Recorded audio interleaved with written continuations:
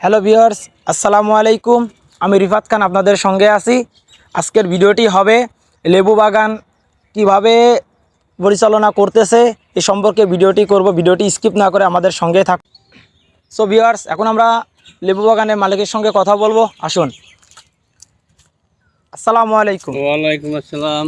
আপনার এই মালটা গাছের চাষ কিভাবে করতেছেন আপনি? এখন তো কোথাও বৃষ্টি কোনো কিছুই নাই, কিভাবে এখন তো করতেছেন? ওই যে আমার যে ইয়ে ছিল আর পাম্প ছিল, এতে পানি ওঠে না।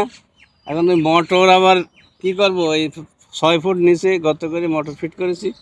সে মোটরে সামান্য কিছু পানি উঠতেছে, এতে সম্ভব হচ্ছে না লেবু বাগান সেচ দেওয়া।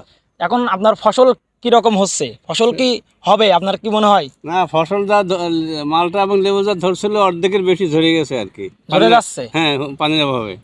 পানির অভাবে এখন তাহলে ফসল হচ্ছে না? না না, হচ্ছে না ফসল। তো ভিউয়ার্স, এখন দেখুন ফসলে যে রকম দেখা যাচ্ছে, ফসলগুলা সব শুকিয়ে শুকিয়ে আছে, গাছগুলা খুব একটা ওই যে ফলন যেরকমই আছে কিন্তু বাট সব পড়ে যাচ্ছে। ওই যে পড়ে যাচ্ছে, সব পড়ে যাচ্ছে। সো আপনার এই পানির অভাবে। লেবু বাগানটি করতে কত কত টাকা খরচ হয়েছে? এমনকি ওই 3 বছর আগে করেছি তো।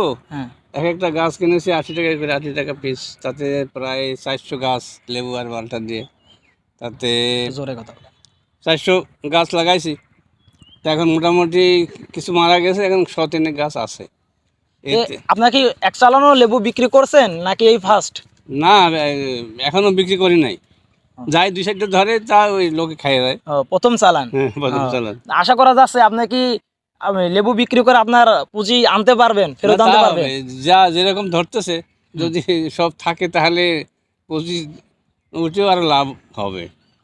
সো ভিউয়ার্স, আপনারা তো দেখতেই পারলেন লেবু বাগানের পানি না থাকায় চাষিদের অনেক সমস্যা হচ্ছে।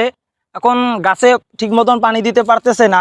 আশা করা যাচ্ছে যদি বৃষ্টি বাদলা হয় তাহলে ফসল ইনশাল্লাহ ভালো হবে, ওনারা সাফল্যের কিছু দেখতে পারবে। পরবর্তী ভিডিও অন্য টপিক নিয়ে হবে। যারা এখন আমার চ্যানেলটি সাবস্ক্রাইব করেন নাই, ইতিমধ্যে আমার চ্যানেলটি সাবস্ক্রাইব করুন, তাহলে আমাদের সকল ভিডিও সবার আগে আপনার কাছে পৌঁছে যাবে। আসসালামু আলাইকুম।